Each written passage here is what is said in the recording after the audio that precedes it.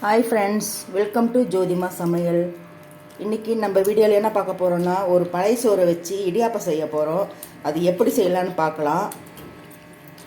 அதுக்கு முன்னாடி நம்ம சேனல் இப்போ தான் முத பார்க்குறீங்கன்னா மறக்காமல் ஜோதி அம்மா சேனலை சப்ஸ்கிரைப் பண்ணிக்கோங்க. மறக்காமல் பெல் பட்டனும் அழுத்துங்க. நம்ம தொடர்ந்து போடுற வீடியோ உங்களுக்கு நோட்டிஃபிகேஷனாக வரும். இப்போ பாருங்கள், பழைய சோறு நான் நல்லா புழிஞ்சி இதை எடுத்து மிக்ஸி ஜாரில் போட்டு அரைச்சிக்கிறேன். இப்போ கிளைமேட்டு ரொம்ப ஜில்லுன்னு இருக்குது, மழையே வருது. அந்த அளவுக்கு கிளைமேட்டு ரொம்ப மார்கழி மாதம். இந்த டைமில் பழைய சோறெல்லாம் தயிர் ஊற்றி சாப்பிட முடியல. நாங்கள் தாளித்து சாப்பிடுவோம். அதையே எத்தனை நாள் சாப்பிட்றது, ஒரு வித்தியாசமாக செய்யலாமே அப்படின்றது தான் இன்றைக்கி நம்ம இதில் இடியாப்பம் செய்ய போகிறோம். இது எப்படி செய்யலான்னு பாருங்கள். இப்போ தண்ணி ஊற்றி வச்சுருந்த சோறு, இதை தண்ணி ஊற்றலைனாலும் நீங்கள் அந்த சோறு கூட ஃப்ரிட்ஜில் எடுத்து வச்சுட்டு மறாவது நாள் ரொம்ப இதாக இருக்கும், லேசாக தண்ணி ஊற்றி அரைச்சிக்கலாம். இப்போ நான் சுத்தமாக பாருங்கள் எல்லாம் புழிஞ்சு எடுத்துட்டேன்.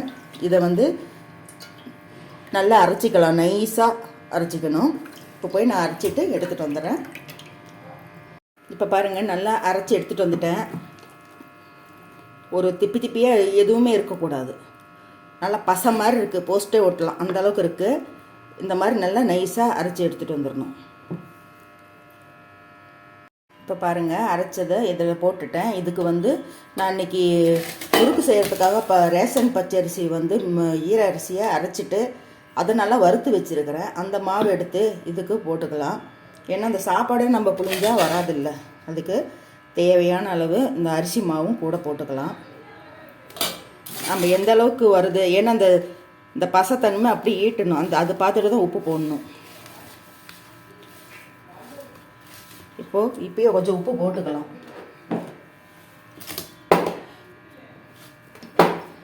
பார்க்க எப்படி இருக்குன்னா பரோட்டா மாவு பிசைகிற மாதிரி இருக்குது. இப்போ தேவையான அளவு உப்பு போட்டுக்கலாம். இப்போது கொஞ்சம் எண்ணெய் விட்டுக்கலாம். ஏன்னா இது சோறுங்கிறதுனால கொஞ்சம் பிசு பிசுன்னு தான் இருக்கும். அது கொஞ்சம் எண்ணெய் விட்டுட்டிங்கன்னா தான் இந்த மைதா மாவு, இந்த பரோட்டாவுக்கு பிசைகிறோம் பார்த்தீங்களா, அந்த மாதிரி மாவு பதத்துக்கு வருது. இப்போ பாருங்கள், நல்லா எண்ணெய் ஊற்றி பிசையங்காட்டியும் தான் கையிலையும் ஒட்டல, பாத்திரத்துலையும் ஒட்டல, இந்த அளவுக்கு இருக்குது. எண்ணெய் கொஞ்சம் ஊற்றி பிசையணும்.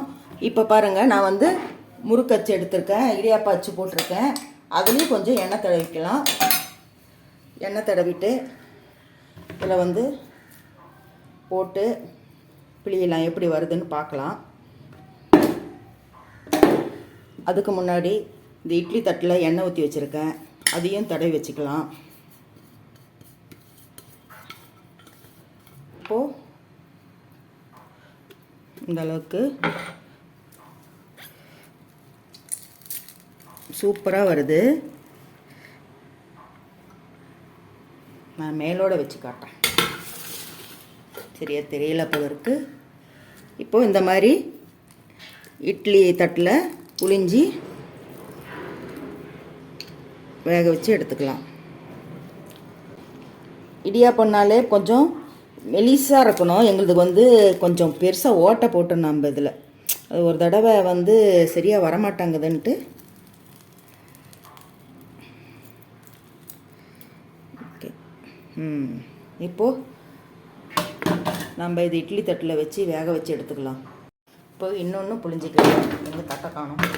இப்போ இன்னொன்று புழிஞ்சிக்கலாம்.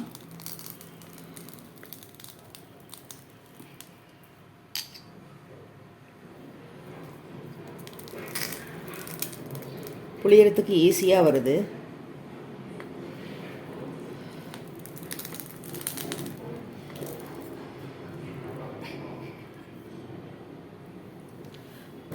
இது வேக வச்சு எடுத்துட்டு பார்க்கலாம். இப்போ பாருங்கள், இட்லி பானை வச்சுருக்கேன், தண்ணி கொதிச்சிடுச்சு. இப்போ புளிஞ்ச அந்த இடியாப்பம் தட்டை இதில் வச்சிடலாம்.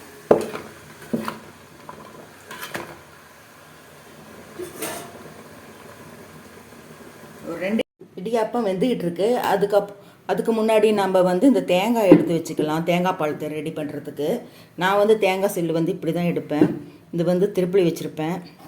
ஒவ்வொருத்தரும் ஒவ்வொரு விதமாக எடுத்துக்கிட்டு கஷ்டப்பட்டுட்டு இருப்பாங்க.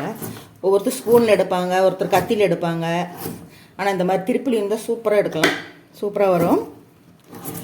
இந்த மாதிரி எல்லாம் எடுத்து வச்சுக்கலாம்.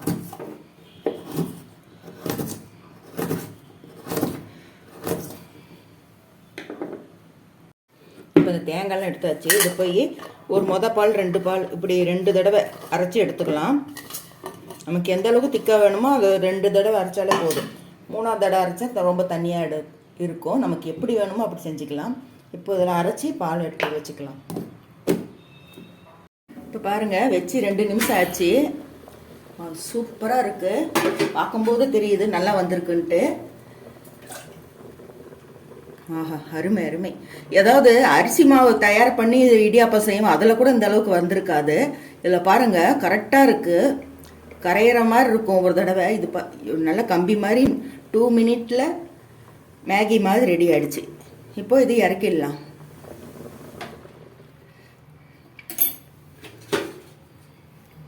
இப்போ பாருங்கள், நான் தேங்காய் பால் அரைச்சி எடுத்துகிட்டு வந்துட்டேன். நல்லா திக்காக இருக்குது. 3 தடவை அரைச்சி எடுத்தேன். ஏன்னா தேங்காய் நல்லா நெத்து தேங்காவாக இருந்தது.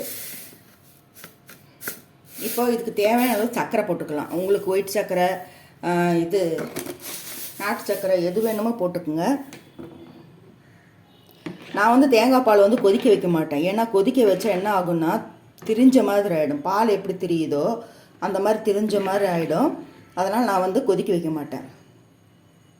இப்போ பாருங்கள், இந்த அளவுக்கு திக்காக இருக்குது. இப்போது இதில் வந்து 3 ஏலக்காய் நுணுக்கி வச்சுருக்கேன். அதையும் இதில் போட்டுக்கிறேன். இப்படி பச்சையாகவே சாப்பிட்லாம். இது வந்து கொதிக்க வைக்கக்கூடாது. இப்படி தான் சாப்பிட்ணும்.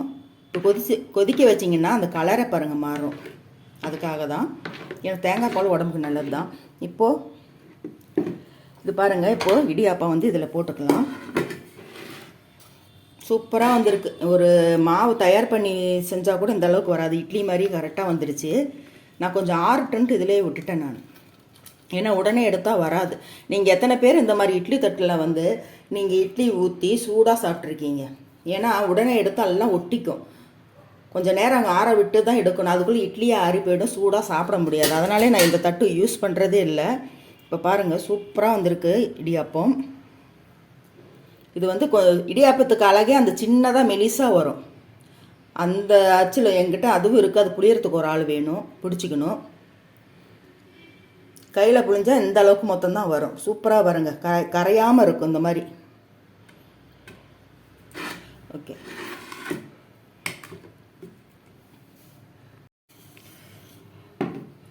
நிறைய இட்லி தட்டு எல்லாமே இருக்குது. இருந்தாலும் அதில் வந்து இட்லி ஊற்றுனா சூடாக சாப்பிட முடிய மாட்டேங்குது. கொஞ்சம் நேரம் ஆறினா பாருங்கள், இப்படி தான் கொஞ்சம் காஞ்ச மாதிரி ஆகிடும். உடனே எடுத்தால் எல்லாம் பிடிச்சிக்கும். இப்போது அருமையான பழைய சோறில் இந்த அளவுக்கு வரும்னு நான் நினச்சி கூட பார்க்கல. முறையாக மாவு ரெடி பண்ணி செஞ்சால் கூட இந்த அளவுக்கு வர்றதில்ல. நீட்டாக வந்திருக்கு பாருங்கள், சூப்பராக வந்திருக்கு. எல்லாம் ஹெல்த்தியானது கூட. ஓகே ஃப்ரெண்ட்ஸ், இந்த வீடியோ உங்களுக்கு பிடிச்சிருந்துச்சுன்னா ஜோதிமா சேனல் சப்ஸ்கிரைப் பண்ணிக்கோங்க. மறக்காமல் பெல் பட்டன் அழுத்துங்க, லைக் பண்ணுங்கள், பிடிச்சிருந்தா கமெண்ட் பண்ணுங்கள். மீண்டும் உங்களை அடுத்த வீடியோவில் சந்திக்கின்றேன். பாய்.